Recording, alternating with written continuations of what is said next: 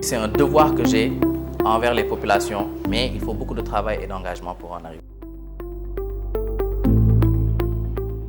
Bonjour à tous, mon nom est Pape Alioune John. Je remercie tout d'abord Ramatou Studio pour cette invitation.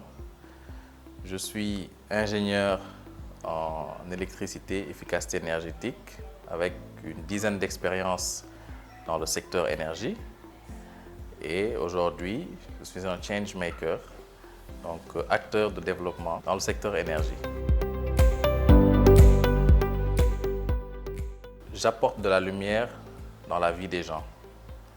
En effet, étant donné que je travaille dans le secteur des énergies renouvelables, plus particulièrement, aujourd'hui, je participe à des projets d'envergure, donc de mise en service de centrales solaires ou de centrales éoliennes qui permettent d'avoir de l'électricité accessible et peu coûteuse. Donc aujourd'hui, grâce au soleil et au vent, on arrive à créer de l'électricité dans les villages les plus reculés du Sénégal.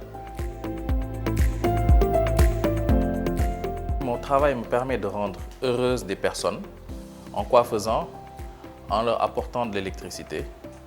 Aujourd'hui, grâce à la politique de développement RSE, la responsabilité sociétale d'entreprise, les projets que nous suivons ont des impacts directs sur les populations.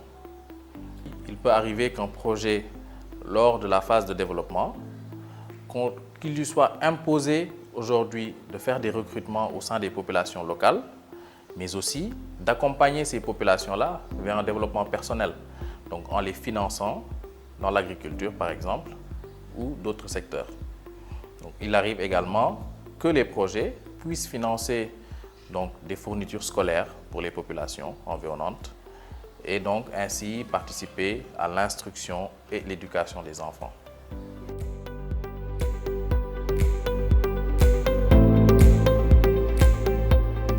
J'aurai deux anecdotes à vous raconter. Donc, la première, c'est qu'il y a quelques années de cela, j'ai été invité donc, à un événement religieux dans une île à 150 km de Dakar. Donc, une fois sur les lieux, j'ai constaté que dans ce village, il n'y avait pas d'électricité.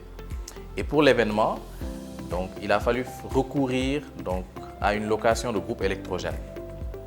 Alors, au su de mes activités professionnelles, les sollicitations ont commencé à fuser de partout. Donc, après quelques recherches, j'ai trouvé effectivement que ce village faisait partie d'un lot de villages visant à être électrifiés. Mais j'ai usé de mes moyens pour prioriser ce village-là pour qu'ils aient accès à l'électricité. Et honnêtement, c'est quelque chose qui m'avait beaucoup marqué. Des personnes importantes n'ont cessé de me faire des relances pour justifier un peu de l'importance aujourd'hui de l'électricité dans nos vies. Donc, la deuxième anecdote, c'est dans le cadre des RSE. J'ai été une fois au nord du Sénégal, dans une commune qui s'appelle Sakal, dans la région de Louga, où une centrale solaire avait été installée. Et dans le cadre de cette politique RSE, un champ a totalement été financé pour les populations, donc un champ de pastèques. Et je suis allé visiter ce champ de pastèques. Donc l'exploitant qui était sur site ne pouvait pas cacher le bonheur sur son visage, qui était toujours souriant. Et grâce à ce travail, qu'il employait lui-même, qui employait des gens de sa famille, il pouvait s'occuper toute la journée, avoir des revenus et avoir aujourd'hui les moyens de nourrir sa famille et les personnes environnantes.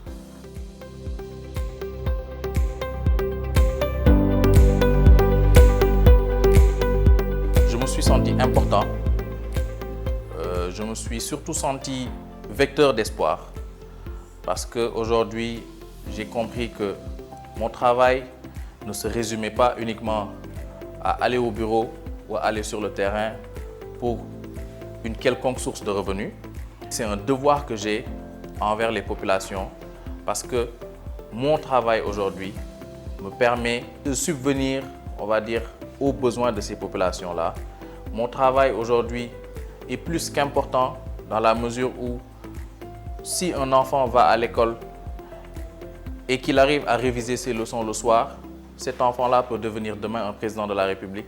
Mon travail aujourd'hui me permet d'aider dans l'industrialisation, de participer à un réseau de commerce. Donc pour dire que l'électricité est la base de toute activité, dans notre vie.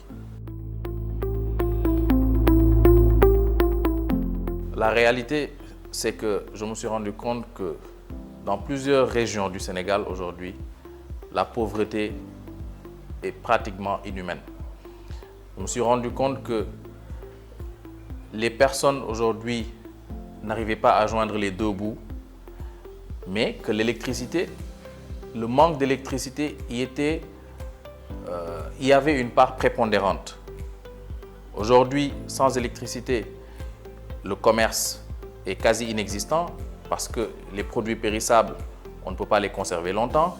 Sans électricité, il n'y a pas de sécurité acquise. Donc, les journées sont très courtes. Le soir, il n'y a pas de lumière pour vaquer à ses occupations.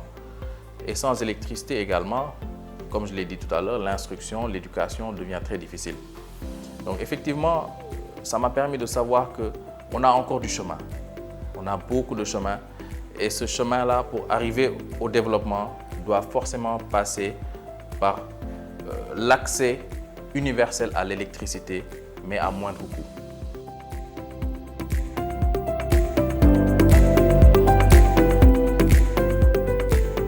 Alors, aujourd'hui, au Sénégal, nous avons un nouveau régime gouvernemental qui, je pense, est très consciente de la situation actuelle. Et justement, dans son plan Horizon Sénégal 2050, prévoit aujourd'hui un accès universel à l'électricité, mais surtout prévoit de réduire les coûts d'électricité à 60 francs le kilowattheure pour toutes les populations sénégalaises, mais également de préparer des subventions assez importantes pour les couches de population les plus vulnérables. Donc je pense qu'ils en sont conscients, mais il faut beaucoup de travail et d'engagement pour en arriver là.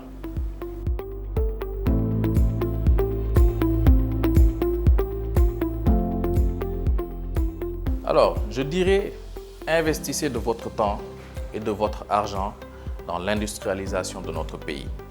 Aujourd'hui, c'est un chemin incontournable pour le développement du Sénégal.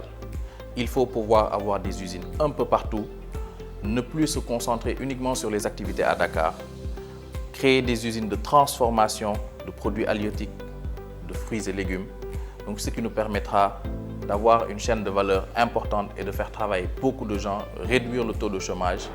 Et donc tout ça, j'en reviens à mon domaine, ça passe par l'électricité. Il faut que l'électricité soit accessible et peu coûteuse.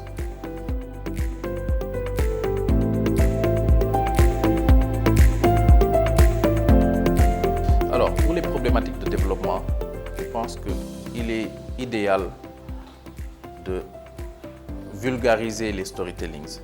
Parce que les témoignages aujourd'hui sont beaucoup plus attractifs que les lectures. Donc, une personne qui témoigne vaut 10 fois un écrit. Donc, non seulement vulgariser ces storytellings, mais ensuite de les diffuser, de faire une large diffusion de ces storytellings-là dans les chaînes de télévision, mais aussi dans les réseaux sociaux.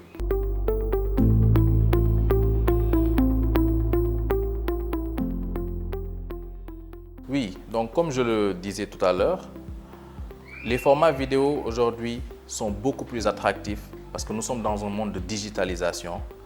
Donc aujourd'hui, c'est dommage, mais les enfants ne lisent plus. Pour gagner du temps, on regarde des vidéos. Et donc, ces vidéos peuvent être importantes et peuvent subir une large diffusion aujourd'hui dans le monde entier. Et ça peut impacter réellement sur des choix, sur des décisions d'envergure.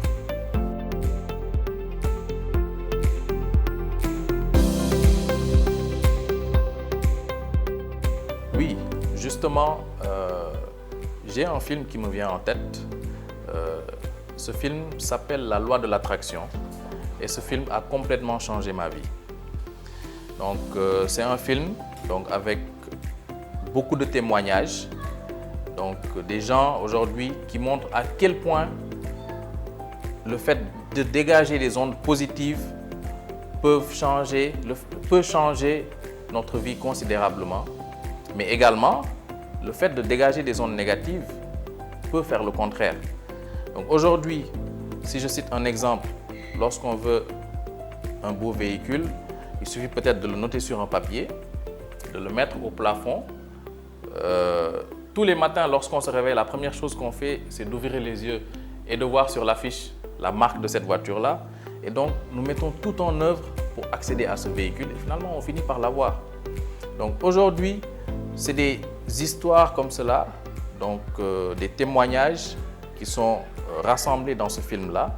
Ça montre à quel point un film peut avoir un impact sur la vie d'une personne. Comme je le disais, aujourd'hui, ce film a changé ma vie et a changé ma perception des choses de la vie.